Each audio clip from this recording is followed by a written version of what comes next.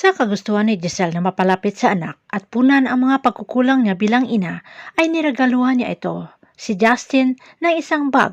Pero imbis na matuwa ay galit na pinagtatadtad ng tusok ang regalo gamit ang gunting.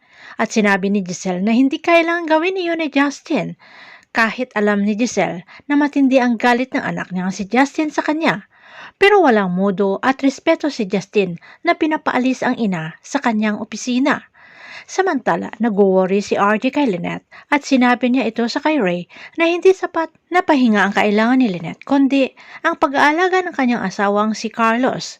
Kaya sinaway siya ni Ray na hindi na kailangan si RJ ang mag-worry dahil may asawa si Lynette. Dahil obligasyon iyon ni Carlos na asawa ni Lynette. Habang si Carlos pagdating nila sa kanilang bahay ay umuusok sa galit at pinagbibintangan si Lynette na nakipagkita talaga ito sa kay RJ. Ayaw maniwala ni Carlos sa kay Lynette kahit anong paliwanag nito at sa galit ay hinagis ang baso na pinag-inuman ng alak at natamaan si Lynette sa mga basag na piraso ng baso.